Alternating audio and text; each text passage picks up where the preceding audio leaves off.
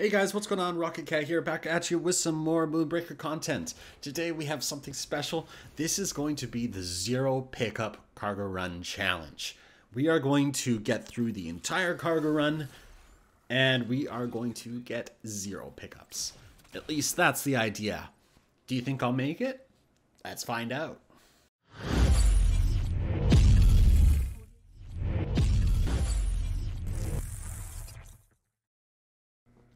Alright guys, let's jump into game 1.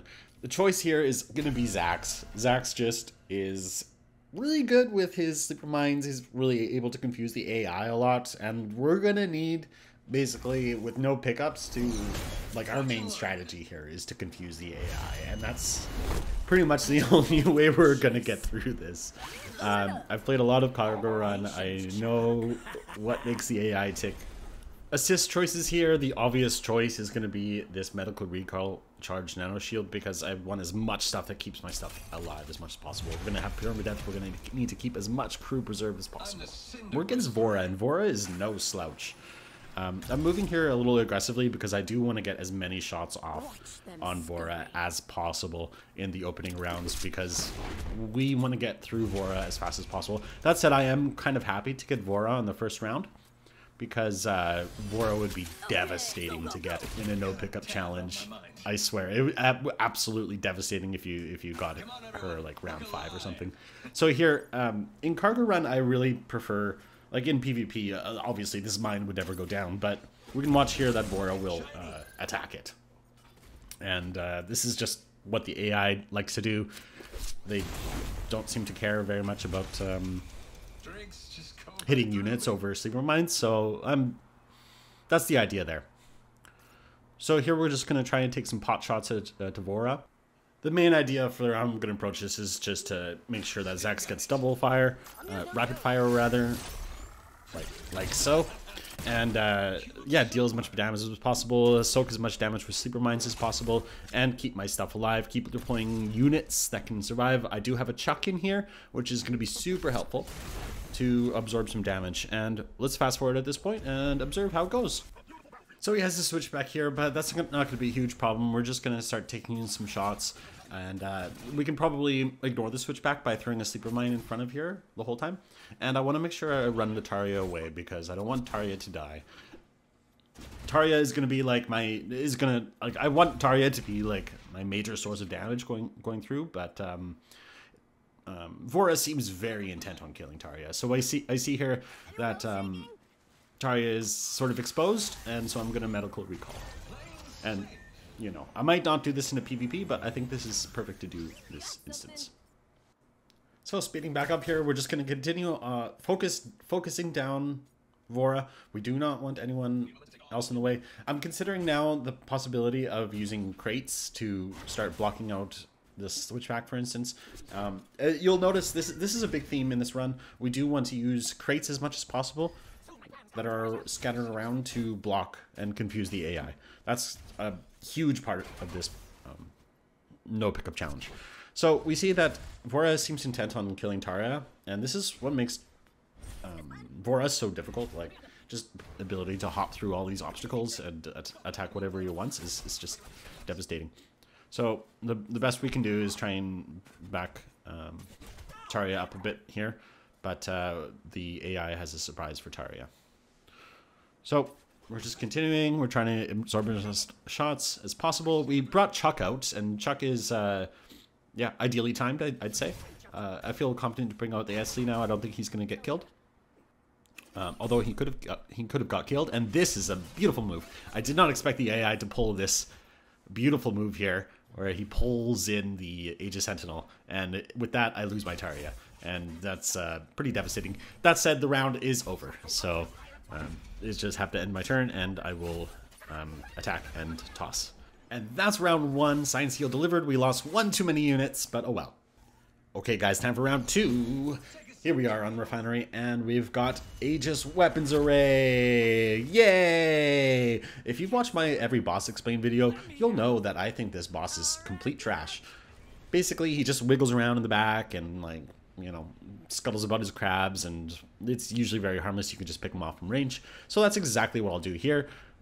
For assist choices, I'm gonna go with this vortex beam because I just want to make sure that we're keeping range and yeah, a little bit of extra cinder efficiency, and also if honestly the healing here too on the cinder efficiency on the cinder infusion, because I want to make sure by the end of this round that all my units have 100% health. It's not just I want to lose everyone, I want to not lose anyone, and I want to make sure everyone ends with full health because we want as much health for the later rounds as possible.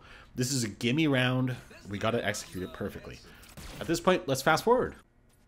So yeah, if you guys want to slow it down and watch it at your own pace, feel free to do so. But like, you know, cargo runs are long, and I want to make sure this video is short. So don't mind me if we just move quickly through this. And honestly, there's not too much to say about this round. It's incredibly easy. We want to basically deploy as many sleeper mines as possible. We want to get as much value as possible. Here we're able to clear the switch back immediately with those sleeper mines. Usually I'm not interested in using sleeper mines like this, but if the opportunity presents itself like this, where the AI is just gonna, you know, kill his unit like that, then sure, we'll take it. We don't want switch back running around. And I'm mostly interested here. We have Arya in the back, and Arya is actually going to be kind of MVP of this entire cargo run, because we're going to be able to, in this whole cargo run, sort of keep the bosses away and use Arya to attack from a distance, just slowly pelt away at bosses. And it's going to be a huge feature. So, yeah, I have the Etzli here just parked in the back in case anything goes down, and same with the crankbait. I just want to get my units on the field as much as possible. One thing I'm actually not sure of is, like, at the end of the round, your units get healed. But I'm not actually sure if they are not deployed, do they still get healed? Like, if they're in your bridge or your roster, are they still going to receive that heal? I'm not sure, so I'm just going to make sure every unit that I have is deployed so that they do get that healing. I want to make sure everything is as topped up as much as possible, because we're going to need as much health as possible for tougher bosses. So here we see... yeah, this Toxoid comes out, and this is like becomes a priority, and this is why I'm interested in just making sure that we have Etzli here in case anything happens, because now we do have enough damage on this side here to deal with this Toxoid immediately, and we're gonna take the crankbait and pull a bit of a combo here. Yeah, like so. We're gonna bring the Etzli in. We're gonna toss him. And that will give us our 0 cinder we need to have the 4 damage that we need to kill that Toxoid. I'm pretty pleased with that combo. And now we're just gonna, you know, gun down this Aegis Weapons Array after dealing with this annoying Beatrice. If you've watched my every unit explain video, you'll know that I don't think very highly of Beatrice. But honestly, I'm really starting to warm up to her. For 2 costs in PvP, you know, honestly, Beatrice, pretty solid, I gotta say. Like, obviously, if you are, like, you know, trying to attack the enemy, it's a little annoying. So if your list is like trying to kite a lot, throwing maybe a Beatrice in front makes sense. Anyway, that's for PvP. This is Cargo Run, and you'll see we're down to 7 health now, and basically it's a race to just kill him, and we can do so now. And that's round 2. Let's move on. Here we are in round 3, and I'm not happy to see downtown. I don't like this map, it's too small, and we have Rain Xing Tang, and I'm a little worried maybe he has fast. If he has fast, it's going to be pretty brutal on this map. I believe I close the assists and I check. Yep, I go up and I check. He does not have fast, and I'm super excited to see that. So we're going to go for this medical recall. Because, yeah, we just want to make sure we keep our stuff alive using that medical recall. We can bring something up close to Rain and hit him and then recall it. And, yeah. And I'm going to prioritize using Plink here to top up my units. So, again, we want to make sure everything's as topped up as much as possible. So, naturally, we're going to speed it up now. And, you know, we're going to be dropping as much sleeper mines as possible, especially against a melee boss. Melee bosses tend to be pretty easy.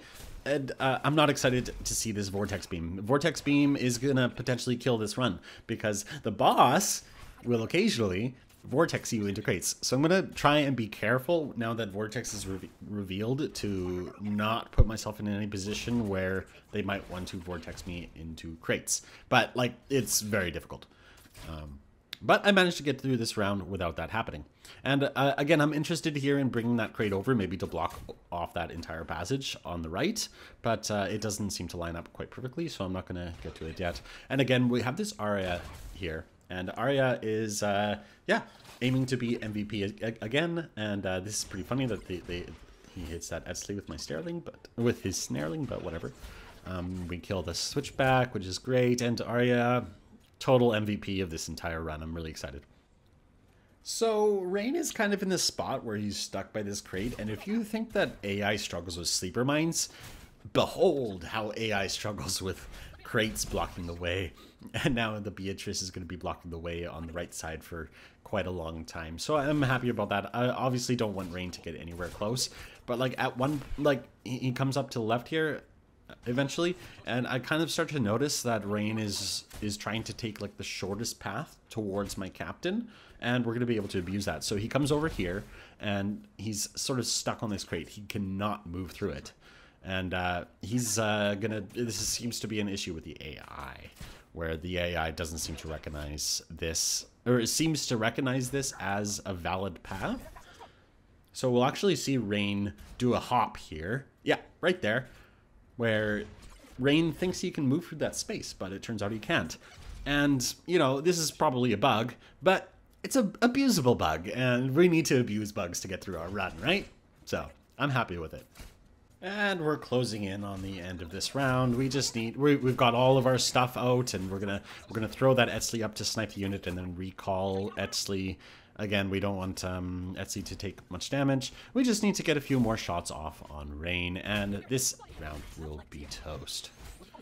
The charged nano shield on Furia is pretty cute, but I'm honestly not too concerned about it because we actually have enough damage already. So here we pull him in, we bring as much stuff as close as possible, we do a plink, and we melee. And that's the round. Let's move on to round 4. We made it to round 4, we've lost 1 unit, and now who do we get?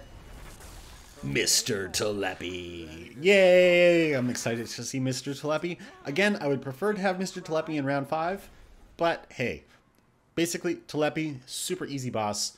He's gonna deploy so many like scatter vines, and he's not gonna have real crew. And the scatter vines are just gonna clutter things up, and yeah, this is a fun round, but it's so grindy. We're gonna fast forward the heck out of this round because Telepi usually just takes forever to deal with. It's so grindy, and especially with so few units, we're just not going to have tons of damage on the field. Thankfully, though, we do have that Aegis Sentinel, and we're going to need that Aegis Sentinel to just wipe the floor of all of these scatter vines. So that's coming up. The basic strategy here is going to be, yeah, like use that Aegis Sentinel to clear all the guys away. Use that Arya to take pot shots. Use Zax to take pot shots. I'm really missing my Tarja. If I had Tarja, then hey, we could get through these a little faster, but oh well. And this is going to be basically the early game is going to be about we need to get that Aegis Sentinel to deal with all these scatter vines that are sort of encroaching, but it's not like, you know, a huge deal, right? Like it's just scatter vines. We can clog it up with these sleeper mines in the meantime, but we do need to get that out. So just trying to buy some time with these sleeper mines, pick off some scatter vines that are closer to the front. Wait for that Aegis Sentinel, because once that Aegis Sentinel is here, we can really do some work. So you see here, I'm not even worried about deploying that Chuck. I'm just going to wait until the Aegis Sentinel comes. But I do actually take a moment here. Oh no, I don't. I was considering deploying the Etzli as just sort of a protection on the side there, like I had in the previous rounds. I don't think I do that. Yeah, I wait for that Aegis Sentinel to come out, and here it is. So this is going to be fun. And I actually make the choice to stun this scattervine at the front, and that means that no one can get through. All these scattervines are stuck, and we're just gonna completely wipe the floor of all these scattervines, and it's so much fun. So yeah, from here on, like, we're gonna major fast forward even more, because this is where the grind really begins. We just have to grind his units down gradually, like, you know, bit by bit. Like, I don't want to cut the video at any point during the rounds, because I do want to show that there was no pickups that were going down. So I would normally probably cut the video here, but we're not going to do that because, hey, we've got to have legit proof, right? So yeah, we're going to recall that crankbait because we don't want to lose any units. We know that, right? And we're actually going to pull this crate in here, and now we have a solid wall. The AI is never going to get through there. And yeah, this is pretty great. Telepi is super confused. doesn't really know what to do. But, you know, we still have to be cautious because, like, he's plinking away at this Arya in the back, and I timed it so that my medical recall would come off on cooldown before Plink kills Arya. But I do need to make sure that Arya doesn't take any damage, right? So I don't want to lose Arya. Arya MVP, right? So, yeah. Arya moves away, in case anything can get line of sight on Arya, and there comes the Plink, but we have medical recall ready to go. Nevertheless, these Scattervines are getting a little close for comfort, and we don't want that to happen.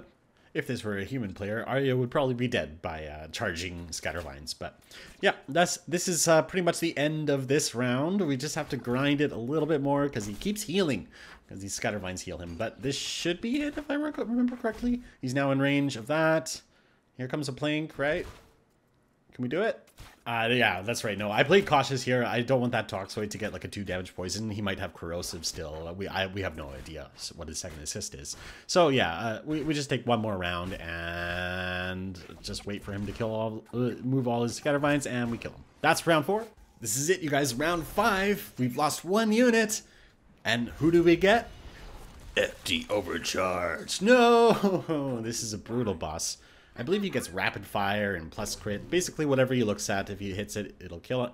We're going to get the stasis field here because, well, Ekti gets minus 40% accuracy, just straight up. And this is going to be a huge part of the strategy. We want to use those vision blockers especially to make sure that Ekti cannot get any major shots off on stuff. We will sack crew if we have to. But basically, we're going to be planning every 4 turns a major move-in operation where we kill a bunch of his crew and grind away at him. And that's the general plan for how I'm going to approach this. And I'm feeling very confident about it. Because Ekti, well, you know, he can get lucky at some point if he just takes, you know, like a less than 50% chance shot at my captain. Then he can totally get lucky and we can totally have this run over. But I'm feeling pretty confident at this point. So let's just speed it up and we'll go about our strategy. And yeah. Wait, what? No!